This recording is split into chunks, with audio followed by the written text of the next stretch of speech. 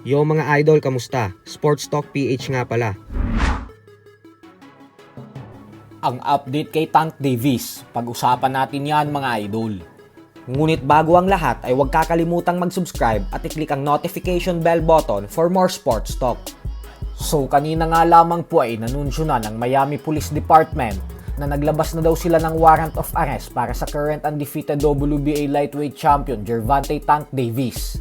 Ito ay dahil sa kasong sinampa sa kanya noong buwan ng Oktubre ng kanyang dating kasintahan. Nakikipag-ugnayan ngayon ang Miami Police Department sa US Task Force upang mahanap ang kasalukuyang lokasyon ni Davis dahil hindi pa ito sumusuko sa mga otoridad.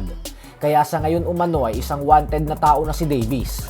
3 kaso po ang sinampa kay Davis. At ang problema po dito ay dahil sinabi na ng mga pulis na may video na galing sa CCTV ang siyang magpapatunay sa mga ginawa ng boxing champion, kung saan kitang-kita umano na naging bayolente ang kampiyon sa dati niyang kasintahan. Hindi pa po alam ng mga kapulisan kung asan ngayon si Davis, kaya patuloy sila sa paghahanap dito.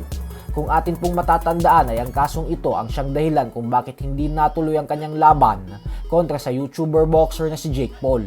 Kaya napilitan na lamang si Jake Paul na labanan ang former Unified Heavyweight Champion Anthony Joshua, na siyang kalaunan ay natalo si Jake Paul via knockout. Ganun pa man ay madaming fans naman ang nanghihinayang para kay Tank Davis dahil sayang na sayang daw ang career nito sa boxing kasi nasisira umano ito nang dahil sa mga kaso niya sa labas ng boxing, at panigurado daw na makakaapekto ang mga ito ng husto sa kanya. Sa kabilang banda naman mga idol ay trending naman nga po sa social media ang anak ng ating pambansang kamauman ni Pacquiao na si Michael Pacquiao. Ito po ay dahil kapansin-pansin na nagpatangos ito ng ilong, kung saan makikita natin dito ang malaking pagkakaiba ng kanyang itsura bago siya nagpaayos ng ilong. Ganun pa man ay wala naman problema ang 8 Division champion dito. Basta masaya ang kanyang anak at wala namang masama sa ginagawa niya at walang naaapakan na tao, ay suportado niya ito. Samantala, alam nga po nating lahat na gusto nang makalaban ng ating pambato na si WBO Super Bantamweight top contender Carla Martin, ang current undisputed Super Bantamweight champion na Oya Inoue.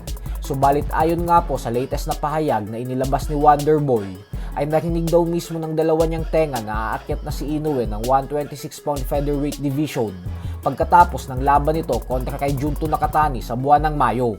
Kaya naman makalaban niya man umano si Inoue o hindi, ay ang kanyang pupursigihin umano ay ang maging isang ganap na world champion pa rin sa Super Bantamweight division. Ibig sabihin po niyan ay hindi niya hahabulin si Inoue dahil mananatili pa din siya sa division niya ngayon. Bagay naman na mas mabuting gawin talaga ni Wonderboy kasi mas malaki talaga ang chance niyang maging kampiyon kapag tuluyan ng umakyat ng timbang si Inoue. Kasi ibig sabihin po niyan ay mababakante na ang lahat ng titulo sa Super Bantamweight division. At hindi lang po si Martin ang lalaki ang chance sa maging kampiyon. At bagkus ang iba pa nating mga pambato kagaya nila Marlon Tapales at Jerwin Angcahas ay magkakaroon na din po ng pagkakataon na maging world champion ulit. Kaya magandang balita po talaga para sa mga Pilipinong boksingero kapag umalis na si Inoue sa Super Bantamweight. So hanggang dito na lang po muna tayo mga idol.